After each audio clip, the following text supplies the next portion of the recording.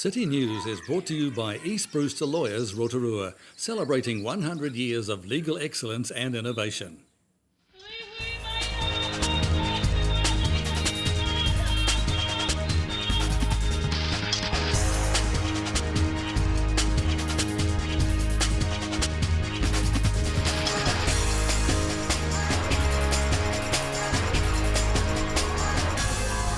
Good evening, Rotorua. Tonight on City News.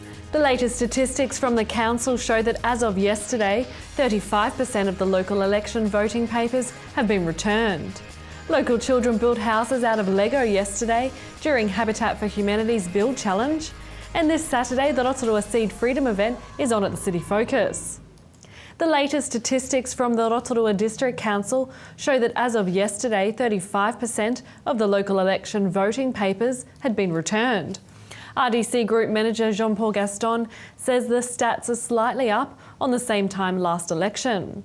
He says voting closes at midday on Saturday, so papers will now need to be dropped off at council either tomorrow or on Saturday morning. Local children built houses out of Lego yesterday during Habitat for Humanity's Build Challenge. More than 30 children built the homes at the library as they learnt about housing problems in New Zealand. Okay, Caleb, tell us a little bit about your house. It's a good place for one person to stay as an overnight holiday place. It's got living room, bedrooms, bathroom and kitchen/dining area. Waimarie, that's a beautiful name, isn't it? Tell us about your house. My house is kind of like a desert house. That's why I've put it kind of like a pyramid because it was supposed to go up higher, so it was like the steps of a pyramid. Habitat for Humanity Resource Development Manager Carline Nellison says it was all about having fun while learning about housing issues. I mean, it's aimed at children. What we try to do is really raise some awareness of housing needs in New Zealand and across the world. And we really have been looking for a fun way to introduce the concept of housing to children at a bit of a younger age, because housing is so important for families here in New Zealand. A good, warm, healthy, decent home is very important for everyone. And it's good for children already to get an understanding of that at a younger age, and this is a fun way to really introduce them to that by challenging them to build a good house out of Lego themselves. Children taking part yesterday had their Lego houses photographed and put online, where people can now vote for their favourite. Lego packages will be awarded to the 5 participants with the most votes. Go online to buildchallenge.org to vote. And Habitat for Humanity also runs a local high school program through Rotorua Boys High, where students help with real-life housing projects. Environmentalist Denise Legros is helping promote a community event that's highlighting the issue of seed freedom, a global movement that aims to protect our seeds from genetic modification and corporate ownership. Ms Legros says the Rotorua event aims to educate and inform about the issues of food ownership, its supply and food security. Yep. So what's happening here in Rotorua? We've taken on City Focus to create a space where it's open for people to come. The whole idea is that people come down and learn what's going on with our seed, not just in terms of genetically modified organisms, but also in terms of what happens when corporations own the right to our seed. I mean, our seeds have been things that have been passed down from our grandmothers from generation to generation since pretty much the beginning of time. Seed Freedom Rotorua is on Saturday at the City Focus. In sport tonight, the Bay of Plenty Steamers have one game left in the ITM Cup, playing against Northern in Whangarei on Saturday. The team were relegated from the top-tier ITM Premiership last week after losing to Waikato by 28-25 at Bay Park Stadium.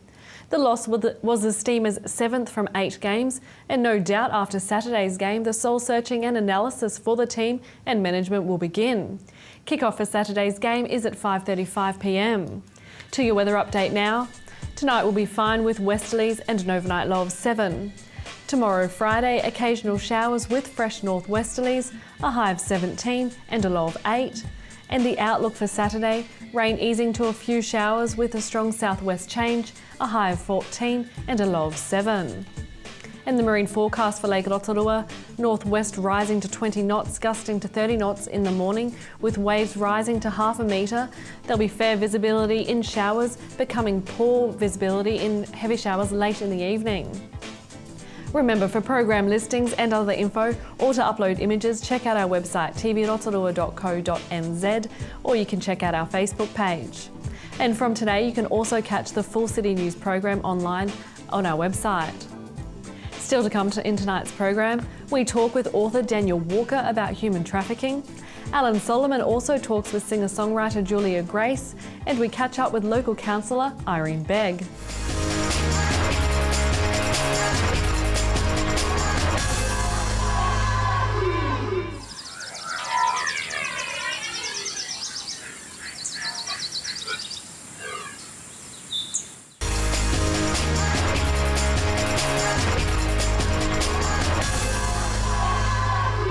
Every now and then there's a story that comes across my path that I just totally get involved in, and this story that I've got for you today is going to blow your mind, because human trafficking and child prostitution is not something that we can really identify with here in New Zealand. And Daniel Walker's with me today. Daniel, welcome to the show. Thank you. Now, one of the things that I looked into when I was researching the story is that this is a huge problem worldwide, not just in the places that you've been. So just give us some background how you got involved into investigating child prostitution.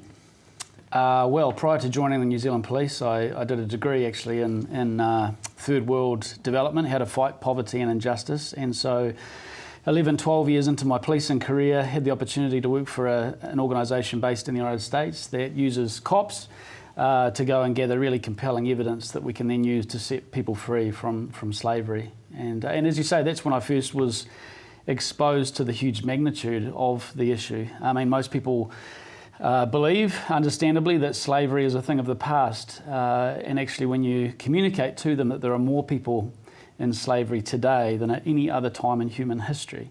That's terrible, isn't it? Yeah, they're generally Now, when you say people, we're talking about women and children here, aren't we? Well, slavery generally amounts to about 27 to 30 million people. That's men, women and children. But the fastest growing form of slavery is the commercial sexual exploitation of women and children, known as sex trafficking. And there are 2 million women and children sold into that industry every year. Now, is this predominantly around the globe, or is there one specific area where this is quite intense? It's pretty much around the globe. There are very few countries that are not touched by trafficking. And I mean, obviously there are some hotspots, Africa, Asia, Europe, Latin America, broadly speaking. But sadly, there are a few places where poverty is not right alongside men with money to spend. And in the next 10 years, many estimate that the commercial sexual sale of women and children will become the #1 source of income for organised crime. How did they come up with those statistics, Daniel? That's unbelievable. Yeah, well, basically, I guess organised crime has learned that you can sell drugs, and you can sell them once, they're used and they're gone, but you can sell a young boy or a young girl from when they're very young, and you can sell them again and again and again. The profits are astronomical, more than $32 billion a year. Wow. And the penalties, the likelihood of getting caught is very low, and the penalties are less for selling women and children than they are for selling drugs. One of the facts that you just mentioned there that blew me away is that one child in a year can serve up to 1,500 clients. That's just, there's no words for that. Yes, the youngest child I've carried out of a brothel was 5 years old. And so it is, the magnitude of it is horrendous, but on the other side of that, it's incredibly easy to combat. It's not suspicious for men to walk through the doors of a brothel where women and children are being sold or being held against their will. And it's incredibly easy to gather compelling evidence against the perpetrators, and then to facilitate the rescue of the victims and the prosecution of the people involved. Well, let's talk about that investigation process, because with Invada, your charitable trust that's based here in New Zealand, you've got a 7-phase process that goes through from investigating to the persecution of the perpetrator. So just take us through that. Yes, so Invada, named because we invade the dark places where people don't necessarily want to go. And very briefly, we just do an investigation like we would here in New Zealand or in any other first world country. We take the same technology, professionalism and approach to the investigation of the rape-for-profit industry as we would if we were investigating a kidnapping or a homicide here in New Zealand. And so that's a risk, right from a risk assessment, gathering the intelligence, right through to covertly going into the place, the brothel or the bar, sometimes posing as a customer, using covert videos and capturing really damning evidence of the sale of these women and children. And then using that evidence to set them free, and as I say, also to prosecute those responsible. Now, we're so out of time, and it's a bit of a shame because there's so much to talk about, but if someone's wanting to help Invader with donations or with their time, is there somewhere they can go to contact you or the website? Yeah, absolutely. Invader, nvader.org is our website. In New Zealand, we're partnering with Tear Fund, and you can give through Tear Fund New Zealand as well to our work. So their website's tearfund.org.nz. So through either, I'd just point them to either website, and you can find out more about not only trafficking, but also what we're doing to fight it effectively. Now, you're also travelling around the country, aren't you? Enlightening people about what's going on. Yes, yeah, absolutely. In Rotorua tonight, Hamilton tomorrow, and then on to Auckland on Sunday. All right, Daniel, we appreciate you coming in, and you're doing an awesome job out there. Thanks for your time. Thank you.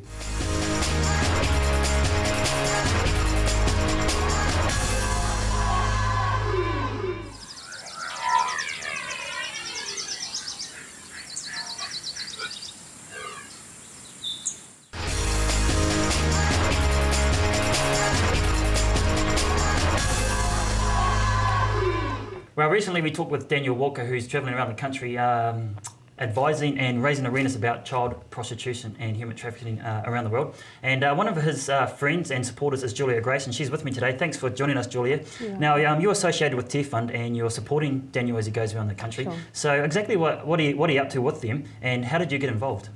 Well, I was approached by Tear Fund to support this tour and another tour that they've done.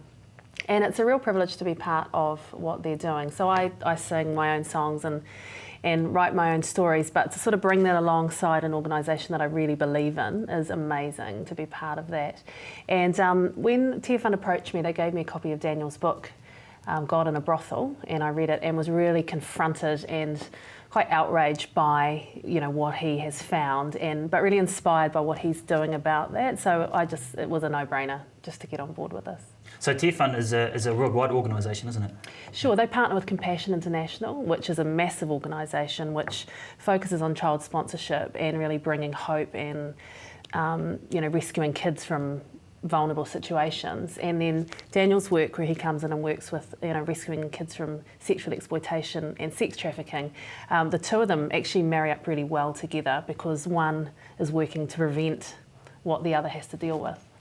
Now, when you're travelling around with Daniel and you're obviously supporting him, have you had a chance to talk to him about the people on the front lines, the people that are out there combating this huge problem? Because if you look at the problem as a whole, it's massive. How can you even make a small dent? But it's about loving the one in front of you, isn't it? Yeah, I think for me, I look at the problem as this huge thing, and it is actually overwhelming. When I've heard Daniel speak and spoken to him about it, immediately, I'm a mother, I've got 2 children, and I'm a woman, and so I'm outraged on every level. But it's kind of like, big problem, what the heck do I do about this? And so I think for me, the joy comes when I can actually support someone who then can go out, and I can't go into a brothel. I mean, that would look suspicious if I turn up. But I can't go out and do something on the front line, but I can be part of supporting them financially. And then for that, it's almost like you get personal and then the big picture and then bringing it down to the one child, the one situation, the one person that can go and do something. And it helps for the sort of mind-blowing problem to be brought down into sort of small incremental steps. Now, you and the team are on a nationwide tour at the moment. So what do you get up to when you're going into the different organisations around the country? Obviously, Daniel's speaking. What's your involvement there? Well, I just start the evening by just sort of being myself. So I sing, I write songs, I think I'm pretty funny. Apparently I'm funny. I guess I just come and be myself and sort of and attract my own, people come to hear me play, and my hope is then that they're able to be exposed to something beyond just being entertained. So my sort of part to play is just to be me within the context of what they do, and then to sort of introduce and open up to what Daniel has to say. So what sort of genre of music do you play? I play the guitar, I play the piano, I sing. yeah, singer-songwriter, I guess, is my genre. But Have you got any music on the charts? Not at the moment. Not at the moment. I've had 4 singles on Christian radio that got onto their number ones, and that was great. And I actually won Gospel Album of the Year 2006. Wow. And Helen Clark gave me a tui, which was my proudest moment. She said, "Congratulations," and that was lovely. And so I've just continued to sort of write and record songs that are close to my heart. Now, obviously, you've played here in Rotorua and at Living Rock Church, and now you're going to be travelling around the country. Whereabouts are you off to next? Around the Waikato, we're in Cambridge, and then back into Auckland to play twice in Auckland. So you guys are pretty busy on the road, eh? Yeah. Greatly enjoy what I do. It's a lot of fun, and we get a great team. What's the reaction like from the crowd when you start your song or your music, and then Daniel gets up to speak? What's the reaction from the crowd? There's shocked and stunned silence from, hopefully from his part, not mine. Do you think shocked it's a bit of and an emotional roller coaster? Because you're up there singing, you're obviously getting people's emotions all up there, and then Daniel comes and speaks, and people just... I say I'll make them laugh, he can make them cry. And then I'll make them cry a little bit, and he can make them laugh a little bit. And then somewhere in the middle, we'll make them do something about it. Yeah. One of the things that I've really enjoyed about talking with you and Daniel is that we're New Zealanders, right? We live in a very small country, and we're taking a global multi-million-dollar or billion-dollar industry. How does that make you feel? You know, that we're just a small country, a small population combating this huge problem. I'm really proud of us. I'm really proud of Kiwis. I think we are, we're disproportionately successful on the world stage, and I think part of it is because we're just kind of like, yeah, I'll give it a go. Let's try do something about it. And rather than sort of looking at all the issues and all the problems and the reasons why we can't, I think Kiwis are perfect for saying, well, if we can help one person, surely that's something. And so because we're small, I think we're able to not be afraid of taking on things small and then growing them into bigger and bigger things. Especially things like the America's Cup. Exactly. Don't talk about it. Right, Julie, appreciate your time, and best of luck for the rest of the tour around the country. We appreciate your time.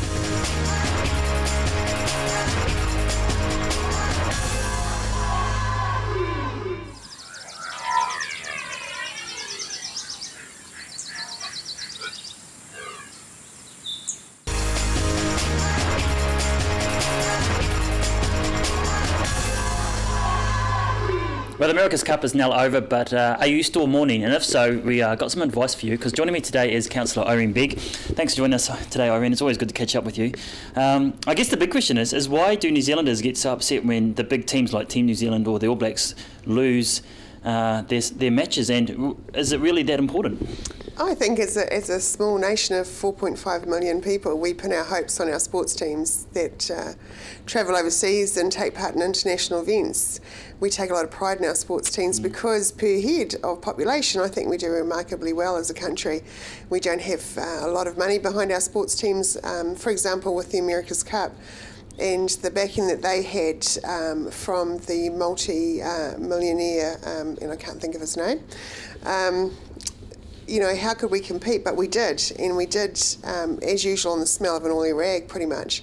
And we did exceptionally well, and I think everyone is extremely proud of Dean Barker and Grant Dalton and the team, and Rob Waddell and co. And why do we do that? I think because as a whole we're a sporting nation. We like to get out in the outdoors a lot and take part in sporting activities on the water, off the water, in the mountains, skiing, you name it, we do it. And as a consequence, we're quite passionate about our sporting events. Our children are encouraged to take part in sporting events from the Nippers rugby, for example, onwards. And we see our kids mountain biking in the forest, cycling, running marathons, swimming, doing triathlons when they're little nippers. So, and sailing on these little P-class yachts in the harbour and on the lakes. So as a consequence, if we're coaching and encouraging our kids to take part in sport from an early age, you're going to get that sort of identification with sports teams because we're all doing it. It's in some degree, or some of our family are, or extended family. So therefore there becomes an emotional involvement or attachment to a sporting event of some description. But also I think the media, you guys in the media, also have a part to play in that, which is, positive. It's some positive news. It's hearing how well our guys are doing, whether it be the All Blacks or the guys that were on the Big Cat in San Francisco. We are proud of our sports players when they go away. Yeah, it's just who we are as New Zealanders, I think. It's in our psyche.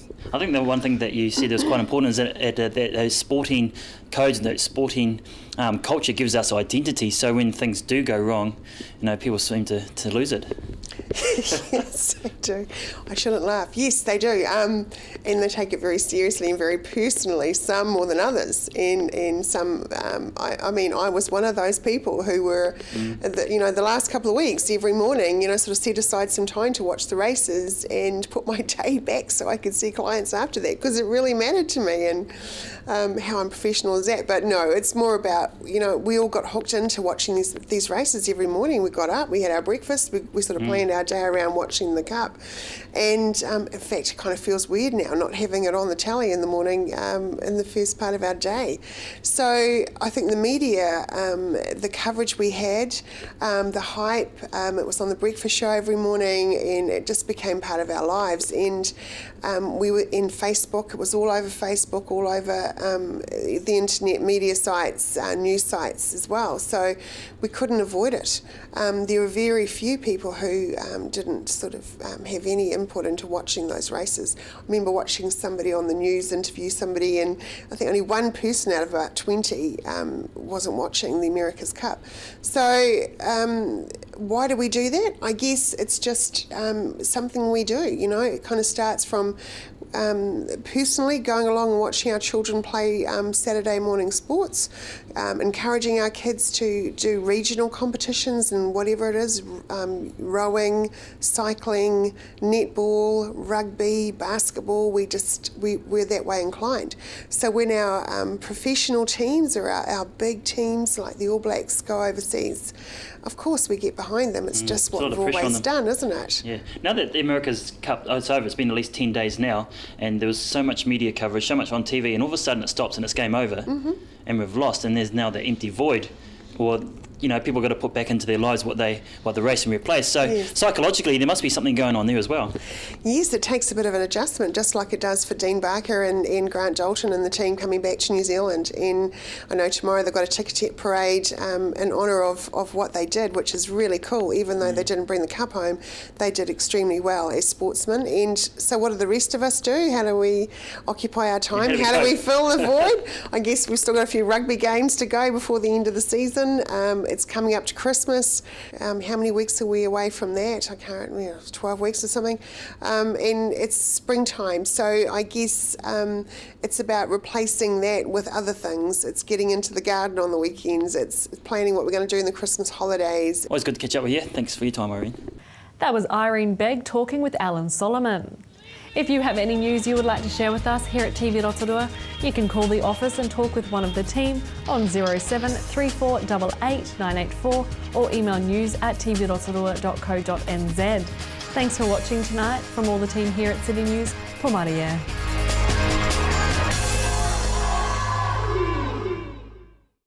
Supporting local content so you can see more of New Zealand on air.